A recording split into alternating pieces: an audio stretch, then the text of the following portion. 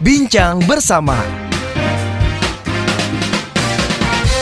Small listeners, pasti setiap orang punya timeline suksesnya masing-masing. Tapi dalam mencapai kesuksesan tersebut, butuh proses yang panjang, kerja keras, dan kejujuran. Seperti apa perjalanan sukses yang dijalani oleh Rianto Cheng, yang merupakan founder dari BioAqua. Hari ini kita akan berbincang dalam podcast Bincang Bersama Ko Ayung.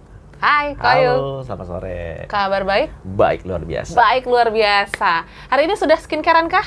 Selalu dong. Selalu dong ya. Tidak lupa ditutup dengan sunscreen. Sunscreen, betul.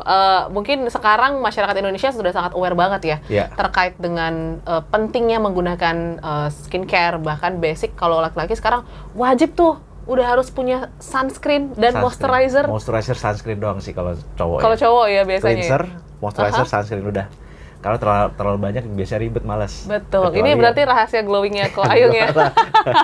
Tapi Ko Ayung sendiri kan memang menggeluti dunia beauty industry ya, yang kita tahu juga industri ini lagi hangat-hangatnya ya, seru-serunya, persaingannya seru banget. Tapi aku justru penasaran, kita mau flashback dulu ke masa kecil. Emang sudah punya ketertarikan di beauty industry dulu waktu kecil, atau seperti apa masa kecil seorang Ko Ayung? Ini mau kecilnya kecil banget atau? Kecil banget ya, gimana tuh? Kebetulan saya ini terlahir bukan dari keluarga yang berada.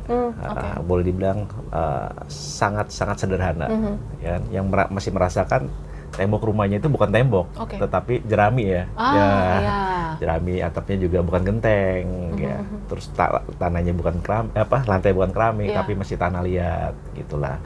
Itu di daerah Sumatera. Kayaknya tadi kita udah sempat ngobrol dikit, satu daerah ya, satu kampung daerah, lah ya. Satu rumpun. Satu rumpun. Nah, ya setelah itu saya dipindah ke Jakarta tahun 87, umur 7 tahun. Itu masih kelas 1 SD. Dan ya keluarga juga masih sangat nggak punya lah. Masih numpang di rumah keluarga. Tapi saya juga melihat gimana orang tua saya itu bekerja keras siang dan malam. Kan saya tadi juga sempat cerita, orang tua saya sempat usahanya itu bikin bakso ikan, dan harus cari ikan itu tengah malam, karena karena kapal itu biasa bersandar kan tengah malam jam 12. Nah itu papa mama biasanya naik motor berdua dengan ada tong di kanan kiri. Nah nanti pulang sampai rumah jam 4 gitu kan, baru kerja tuh bikin bakso. Nah itu kita juga dari kecil udah ngebantu mereka juga, kadang ngebantuin kerok ikan, gitu. Nah singkat cerita, ketika sudah inilah ya, saya sudah SMA, kuliah, sempat merasakan kuliah guys. Jurusan apa dulu kok? Wah kalau dikasih tahu nanti kaget kali. Saya jurusan IT. IT ya, IT ke beauty industry. Kita lanjut. Mereka, kalau IT yang bener tuh paling 3,5 tahun pinter ya. 4 tahun. Saya terlalu pinter. 1 semester. 1 semester. Setelah itu karena kemampuan otak dan kemampuan biaya nggak mencukupi, akhirnya masuk ke pasar. Berdagang. Kerja di toko kosmetik, di salah satu kosmetik di Pasar Pagi SMK. Yang cuma 2x2 tokonya. Ya di situ saya bekerja selama 12 tahun sambil belajar. Di sana saya banyak belajar banget. Sejak usia berapa tuh kok? 19 sampai hampir tahun 12 31. 31. Berarti sudah sudah cukup menikah, sudah punya anak 1. Dan masih menjadi pegawai lah ibaratnya ya di toko kosmetik 2x2 tadi.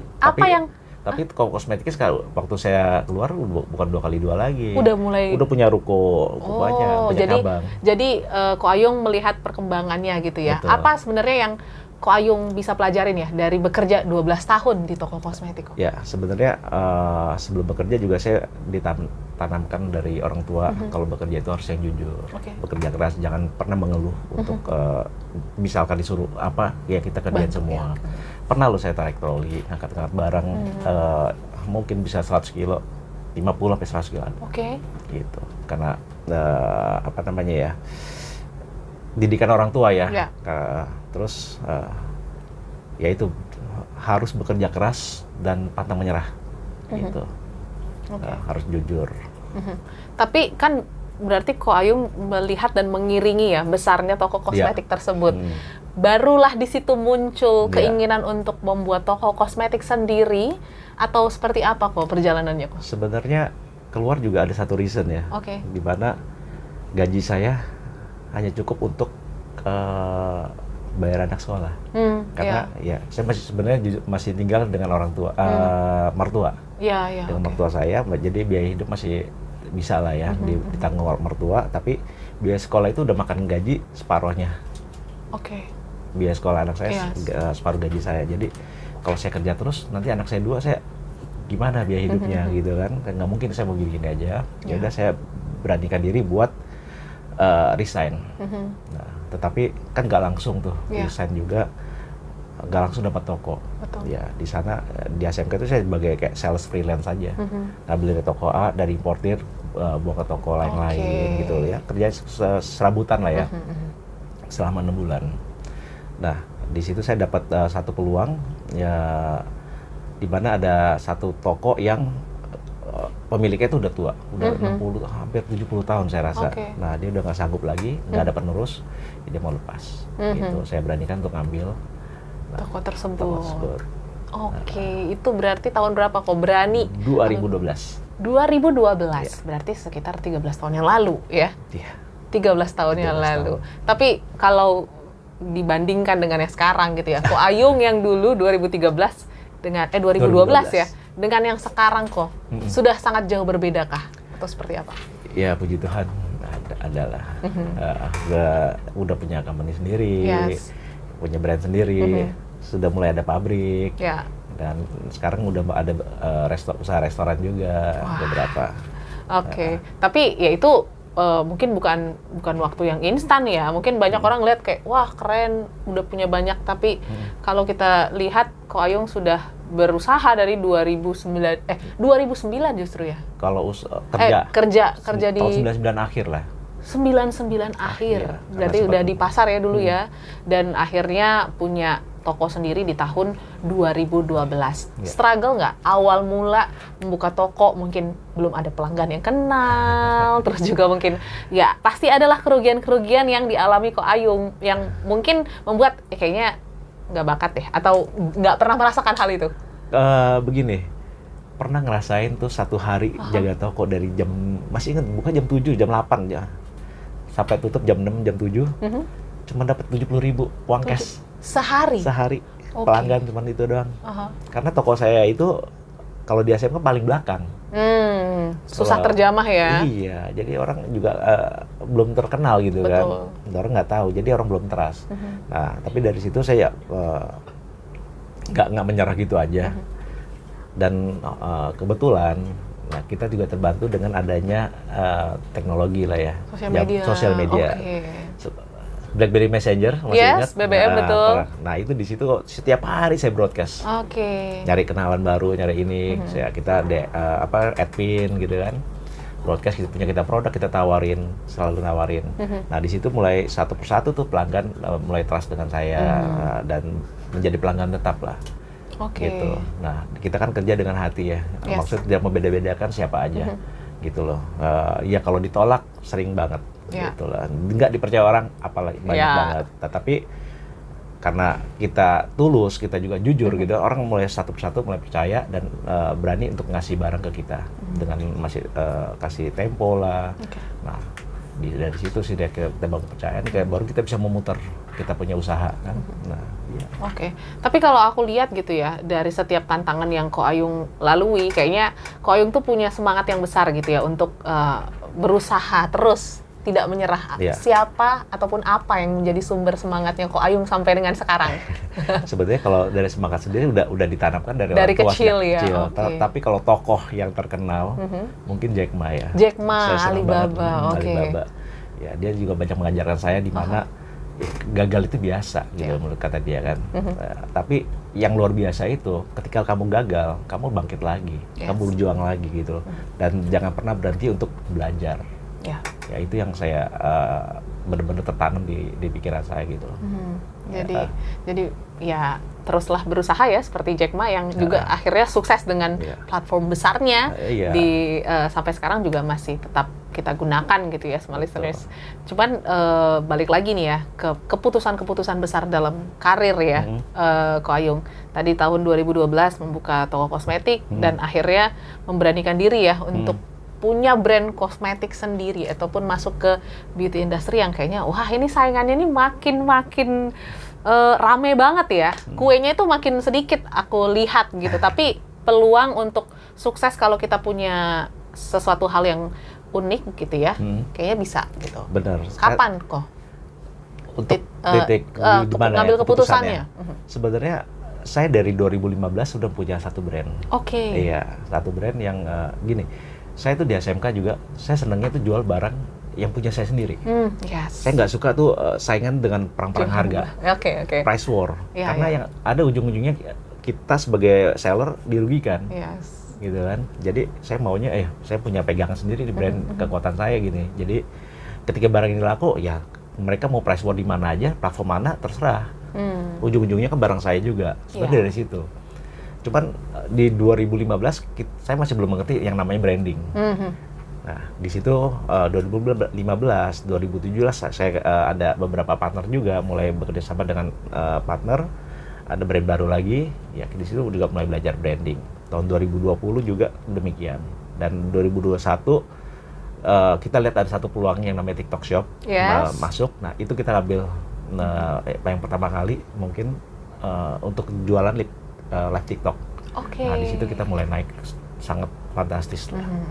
Yes, gitu. Berarti emang Ko Ayung sendiri mungkin karena udah langsung terjun lapangan ya dari muda, udah melihat gimana sih peluang-peluang yang akan membantu ya mensukseskan bisnis di BBM, terus masuk ke live TikTok gitu ya, sehingga membuat BioAqua sampai dengan sekarang. Nah, tapi mungkin proses untuk menjadi sebuah brandnya ya. Tadi kan Ko Ayung bilang dulu belum tahu nih tentang brand sama sekali. Sekarang kayaknya BioAqua itu menjadi satu produk skincare yang affordable, masuk ke semua kalangan, dan kayaknya semua orang bisa gitu punya ataupun memakai BioAqua. Ya, ini sih sebenarnya balik lagi ketika saya masih di ASMK itu berjualan, saya melihat masih banyak banget barang-barang yang dijual bebas tanpa adanya BPOM. Nah, kan dia dengan berjualan BPOM ya kita tahu lah pasti akan bermasalah dengan hukum gitu kan. Dan pada saat itu memang masyarakat atau konsumen kita informasi masih minim banget, dan mereka nggak tahu, dan mereka maunya instan dan harga murah. Yang jadi poin saya itu sebenarnya harga murah, karena kita punya masyarakat kan memang kebanyakan middle to low ya. Nggak semua orang tuh bisa memakai skincare yang bagus dan mahal gitu kan.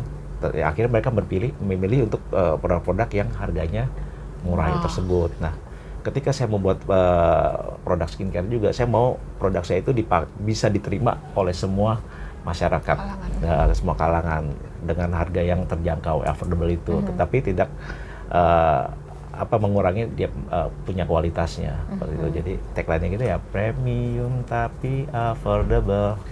Oke, premium tapi affordable ya. Jadi semua orang bisa memiliki kulit yang bersih, yang cantik, sehat, dengan harga yang terjangkau. Pastinya untuk membangun brand itu dan mungkin melekatkan ya tagline premium dan affordable di tengah banyak yang saingan. Ini saingannya nggak hanya dari dalam negeri ya, tapi juga dari perusahaan-perusahaan luar yang juga berusaha masuk nembus pasar Indonesia. Gimana Ko Ayung sendiri berusaha lah ya untuk menguatkan brand image tersebut? Jujur li ya, pada tahun ini kita juga udah mulai melihat ke arah sana, ke marketnya. Jadi kita BioAqua tahun 2025 kita ada namanya BioAqua 2.0. Jadi kita revolusi skincare. Di mana kita berani untuk membuka, melibatkan kita punya customer untuk mengulik nih ingredientnya apa aja, transparansi dan juga harga modal. Kita akan melibatkan kita punya customer. Kita modal segini dan pantasnya jual berapa, gitu loh. Ini sedang kita campaign. Karena memang banyak juga yang kayak ya produknya gitu tapi harganya tinggi sekali ya. Jadi ya kita sih sebagai konsumen, kalau Audrey sendiri pengennya dapat produk yang emang worth it dengan harga yang worth it juga. Betul. Ya kok ya. Jadi ini yang mungkin lagi ditanamkan ya, Iya. dan menjadi angin segar lah untuk industri ini. Tadi mengingat di awal kok Ayung juga mengatakan bahwa bisnisnya kayaknya nggak hanya fokus di beauty industry ya. Iya. Ada bisnis-bisnis lain yang kok Ayung jalankan seperti itu. Kenapa kok nggak fokus aja di beauty industry yang ini kan lagi rame-ramenya ya? Kayaknya harusnya nih kok Ayung fokus ke satu aja nih. Justru mungkin membuka peluang lain. Kenapa kok? Sebenarnya ya saya juga punya cita-cita untuk freedom lah. Maksudnya nggak selalu berfokus di satu tempat gitu kan. Dan investasi juga jangan hanya di satu keranjang aja kan. Ya ada peluang. Ya ini sebenarnya bukan usaha saya sendiri, tetapi karena networking saya banyak bergaul dengan teman dan kita ada kecocokan, diajak lah untuk yuk kita buka restoran, ya kan, udah dijalanin baik dan kebetulan kita juga suka kuliner, ya udah kenapa enggak gitu, why not, ya kan, dan saya juga meeting sekarang banyak kan daripada nyari tempat-tempat yang lain, di tempat saya punya restoran sendiri, kita banyak di sana meeting gitu loh, jadi ya itulah. Dan saya juga mencoba hal-hal yang baru gitu lah. Jadi peluang kan namanya kesempatan nggak datang dua kali. Betul. Ketika ada peluang ya kita harus berani ngambil peluang itu. Ya terlepas itu akan menjadi sesuatu yang bagus ataupun tidak, ya kita jalanin dulu gitu loh. Intinya coba aja dulu. Networking tadi disebutkan oleh Ko Ayung dan kalau aku capture juga nih ya dari Ko Ayung di ASMK, terus juga jadi freelance sales, pasti kan networking makin luas ya. Belajar untuk mungkin membaca karakter orang, melihat apa yang bisa dikolaborasikan sama orang. Betul, sepenting itukah networking sampai membawa Ko Ayung sampai dengan titik yang sekarang? Sangat penting sekali dong networking itu. Jadi kita juga harus gimana ya, selain pintar, orang pintar banyak lah ya. Tetapi banyak orang pintar yang satu nggak berani. Betul. Ya kan? Dan ketika kita udah jadi seorang entrepreneur atau business owner, kita kan harus cari orang-orang yang pintar buat kerja dengan kita. Nah, tinggal di kitanya seperti apa pembawa dirinya. Kita juga harus jadi orang yang bijaksana buat mengambil keputusan dan bersosialisasi dengan yang lain ya. Karena orang juga akan bisa menilai kita tuh seperti apa, kita orangnya gimana. Kalau orang sudah tahu kita orangnya seperti apa, kayaknya kalau mau bikin usaha apa aja pasti orang ngajak ya. Betul. Kurang seperti itu gitu. Nah, tadi bocor lagi juga. Barusan film saya baru selesai syuting kan gitu ya. Nanti kalau udah tayang saya harus kesini nih. Iya kesini dong, lagi nih. sharing buat promosi ya. Betul dong kok. Ini ya keuntungannya networking ya. Iya, karena nah kita itu networking. ketika mungkin butuh sesuatu, kita ingat orang itu, mungkin itu yang dimiliki Ko Ayung ya. Ketika orang misalnya butuh ini, kayaknya ajakin Ko Ayung deh, gitu ya. Membuat image itu tertanam di orang-orang sekitar, seperti itu ya Ko? Iya, seperti itulah. Jadi, ya kayak kita nggak punya basic di sana, tapi justru dari situ kita belajar. Gimana sih cara proses syuting, ternyata wah, begitu ya. Ngeteknya itu ulang-ulang rupanya. Capek juga ya. Bikin film, kalau kita nonton mungkin cuma sejam 2 jam di bioskop, prosesnya panjang banget ya kok. Buat satu scene aja ngulangnya berkali-kali kan gitu. Itu dia. Ternyata nggak gampang ya. Betul, itu penting untuk kita bisa menghargai setiap karya-karya yang dihasilkan. Bener, sama waktu lah ya. Betul, waktu. Nah, sekarang sudah ada di titik ini, terus juga mungkin banyak banyak bisnis yang terpecah-pecah. Maksudnya Ko Ayung fokus ya ke banyak lini lah sekarang dengan pabrik yang sedang berjalan juga, terus juga bisnis-bisnis yang lain. Apa sih hobi ataupun hal yang menyenangkan di luar bisnis ya yang Ko Ayung lakukan untuk refresh sejenak deh dari kepadatan aktivitas sehari-hari? Sebenarnya hobi saya ini juga berhubungan dengan networking. Apa tuh? Main golf. Main golf, ini networking banget nih ya. Nah itulah di situ ya saya juga dapat partner bisnis yang baru dari bermain golf. Seneng ketemu orang baru, belajar dengan orang-orang baru gitu loh. Orang yang lebih hebat dari saya itu banyak banget. Kemarin baru ketemu juga sama yang punya mall gede banget. Orangnya humble banget rupanya kan. Rumahnya gede, mobilnya banyak gitu. Wah, ternyata dengan saya masih, kalau dibandingin masih sejung kuku lah. Tapi kok masih mau tuh. Jadi saya banyak belajar di situ. Ketika kamu sudah tinggi juga, sudah sukses. Masih kita ada masih ada sebenarnya, masih ada lagi yang Betul. lebih tinggi. Jadi kita nggak perlu menjadi angkuh atau menjadi sombong, tapi tetap harus merendah. Yes. Itu harus selalu humble. Gitu. Itu jadi satu nilai juga ya yang Ko Ayung pegang ketika bernetworking seperti itu. Selain golf, apalagi mungkin sama keluarga hobi ngapain, kuliner kah? Kuliner Tetap ya. Ya kalau olahraga golf, basket. Oke, gitu. basket juga. Oke. Sama nyanyi lah ya. Sama nyanyi. Nanti next time kita suruh Ko Ayung nyanyi kali. Malu deh kalau. Oke. Tapi kalau ngomongin kuliner sendiri, lebih sukanya kuliner Indonesia, Western, atau ada spesifik? Mungkin karena tumbuh kecil di Sumatera, jadi suka makanan Sumatera? Wah, kalau di Medan ya jadi tanya lah. Kamu tahu Surganya sendiri kuliner. Pokoknya kalau pulang Medan katanya jangan pernah ngeliat timbangan. Betul, Kalau bahaya di ya. hotel tuh di Medan nggak ada timbangan sama sekali. Biasanya hotel ada ya timbangan kan. Kalau di Medan nggak ada, karena harus Bahaya kuliner soalnya. terus. Kalau kuliner kebetulan saya sekarang suka hampir semua. Mau masakan tradisional, lalapan aja juga suka, sambal gitu kan. Apalagi makanan Western juga seneng. Ya. Tapi paling cinta sih dengan kuliner Indonesia. Indonesia sih, dong. Sambelnya itu nggak tahan. Sambal aja ada banyak jenisnya ya. Sambal Ko? banyak jenis. Berarti kelihatan ya. Jadi ngejar nih. Nelen lu dan aduh sorry yang puasa ya. Belum buka soalnya. Betul, masih lama nih jam buka ya. Tapi berarti terlihat ya dari selera kuliner juga Ko Ayung tuh sangat terbuka gitu ya dengan hal-hal yang baru gitu, nggak membatasi diri dengan hal-hal yang mungkin kayak udah nyaman nih. Itu tuh nyaman. Akhirnya nyoba yang lain. Pernah nggak kejebak di zona nyaman kok? Wah, justru itu. Saking enak di zona nyaman, kadang sampai lupa kan. Makanya kita tuh jangan pernah terlena lah di zona nyaman kita. Ya kan harus berani keluar dari comfort zone itu. Kalau nggak kita nggak akan bisa bertumbuh, nggak bisa berkembang. Yes. Bener. Ya kalau kayak selalu di zona nyaman jatuhnya kita males ya. Betul. Ya kan? Dan ngerasa ini udah saya udah paling hebat di sini nih. Gitu. Itu dia.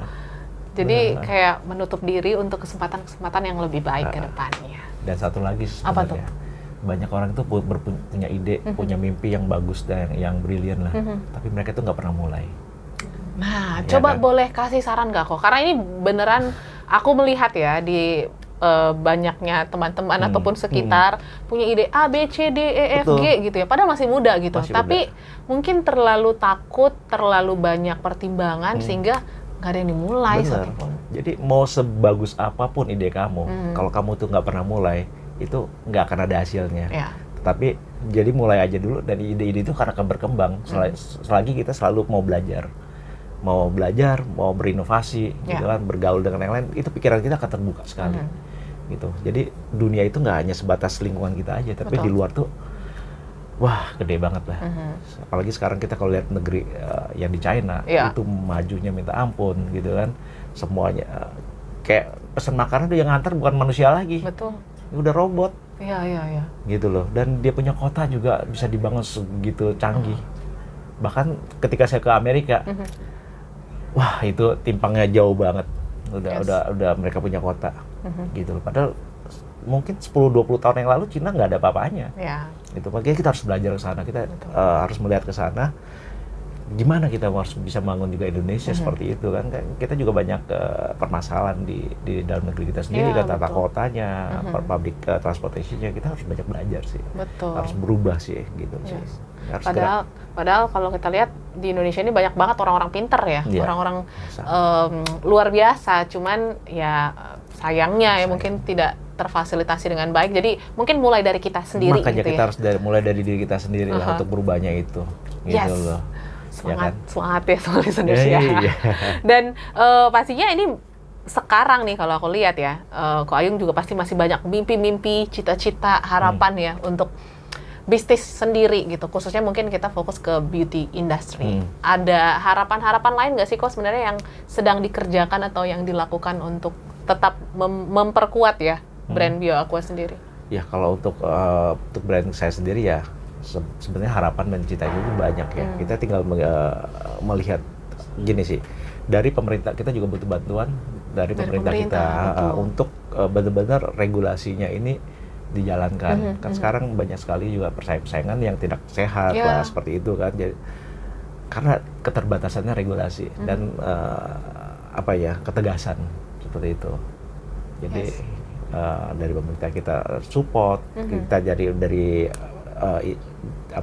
produk industrinya juga kita harus menjalankannya dengan benar. Saya rasa kedepannya juga akan bagus, bisa ngelawan dengan brand-brand dari luar juga sih. Betul. Tapi ini juga diperkuat dengan tim yang solid, SDM yang baik juga dalam sebuah perusahaan. Nah, gimana Ko Ayung sendiri membangun itu ya? Berarti dari tahun 2021 lah. 21 tuh, berarti sudah sekitar 4 tahun. Gimana untuk membangun itu sehingga Bioaqua menjadi perusahaan yang cukup besar di Indonesia? Sebenarnya itu juga kita jatuh bangun lah ya, nggak selalu naik-naik terus. Betul. Gitu kan, memang sebanyak struggle ya. Ya kita perkuat dengan tim kita dulu sendiri sebenarnya ya, dan kita tuju visi misi kita juga harus jelas dan memotivasi kita punya karyawan, ya kan. Sebenarnya dari beberapa tim itu kita juga harus saling bersatu gitu loh. Kan kayak kita punya jari tangan lah. Kita nggak bisa mungkin sendiri aja gitu ya kan, semua harus kompak gitu kan. Jadi menjadi satu tim yang solid untuk membangun kita punya company. Terus gimana untuk membuat tim-tim yang ada di bawah Ko Ayung sendiri untuk punya rasa memiliki nih terhadap brand Bioaqua sendiri dengan tagline yang premium and affordable tadi ya. Gimana mereka supaya bisa tetap satu visinya sampai bawah-bawah gitu kok, dan menjalankan tugasnya dengan baik. Sebenarnya saya sebagai owner juga terhadap karyawan, ya kan, saya nggak merasa saya di bos, gitu. Saya berteman dengan mereka semua, ya kadang bercanda, ya saling merangkul, jadi gitu. Jadi motivasi saya lebih ke personal, nggak merasa saya sebagai pemimpin yang otoriter, gitu loh. Ya kita lebih banyak berdiskusi. Lebih ke sana sih. Sebagai keluargaan lah ya. Lebih kayak keluarga gitu. Jadi mereka bisa kerja nyaman dan produktif. Outputnya dan seperti juga itu. Nggak terlalu tertekan ya. Iya, karena kan sekarang nanti dibilang masuk hari Senin, Monster Day.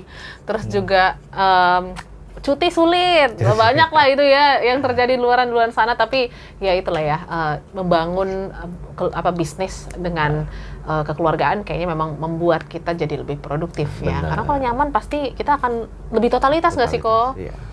Tapi memang ya ini yang harus dari Gen Z juga punya semangat, punya mental yang kuat sih. Betul. Kadang ketika kita marah gitu, totonya langsung ngedown, saya mau resign atau saya mau healing dulu, cuti panjang gitu. Banyak terjadi nggak di sini? Gimana kalian? Kayaknya semua rata ya. Cuman mungkin kadarnya beda-beda ya kok. Tapi ya ini mungkin tantangan buat selaku owner juga gitu ya, terus juga pelaku bisnis di luar sana untuk bisa beradaptasi ya, karena situasinya pasti akan sangat berbeda, tantangannya berbeda. So kalau boleh dirangkumkan nih kok, dari Ko Ayung umur 19 tahun lalu sampai dengan sekarang, kan pasti struggle-nya Ko Ayung sendiri yang paham. Mungkin kita udah ngomong panjang lebar, tapi yang merasakan pedih, pahit, sakit, sukacita itu Ko Ayung sendiri seperti itu. Apa tiga hal yang mungkin membawa Ko Ayung sampai dengan saat ini? Satu, keluarga saya sangat mensupport gitu loh. Jadi ketika ada salah satu anggota keluarga kita yang sedang down, ya kita harus saling membantu. Itu yang pertama. Sebenarnya satu salah, bukan keluarga, Tuhan dong. Tuhan, betul. Aduh, Tuhan yang utama. Benar, Tuhan. Ya ketika kita jatuh pasti kita permintaan Tuhan. Kedua memang keluarga, dan ketiga itu dari teman-teman kita. Saya bertiga hal ini yang sangat membantu saya juga di dalam kehidupan saya ya. Oke, kalau 3 value? 3 value? Yang membawa Ko Ayung sampai dengan sekarang? Jadi tadi kejujuran, kerja keras, dan juga pantang menyerah. Gitu. Ini 3 kombinasi yang sebenarnya banyak sih ya. Tapi ini adalah basic foundation lah ya, untuk kita bisa tetap sukses. Jujur, kerja keras, pantang. Ya, dan pantang menyerah dan tidak pernah mau berhenti untuk belajar ya. Gitu. Kayak konten-konten kan sekarang, siapa sih yang mengerti konten, boro-boro dulu depan Betul. kamera ngobrol gitu. Ya. kan. Sekarang harus semua belajar. orang berlomba-lomba jadi content creator ya. Jadi itu 3 hal yang mungkin juga bisa kita terapkan ya, small listeners, untuk mencapai kesuksesan kita masing-masing. Mungkin waktunya berbeda-beda, caranya berbeda-beda, tapi aku rasa 3 hal tadi, kejujuran, terus juga pantang menyerah dan kerja keras ya, itu menjadi nilai-nilai yang sepertinya penting untuk kita punya dan kita miliki di masa-masa yang sekarang. Iya. Plus hashtagnya apa? Apa tuh? Mulai aja dulu. Mulai aja dulu. Itu kayak brand. Kalau nggak mulai gimana dong? Bener ya? Iya, betul dong. Kalau nggak mulai kita nggak tahu hasilnya seperti apa. So, thank you Ko Ayung sudah sharing. Semoga perjalanan ini akan terus berlanjut ya sampai nanti Bioaqua menjadi sebuah brand lokal yang luar biasa di Indonesia. Dan juga small listeners, terima kasih. Semoga perjalanan Ko Ayung bisa menjadi inspirasi untuk Anda menuju kesuksesan. Kami pamit, sampai jumpa dan sampai ketemu di episode berikutnya. Ya.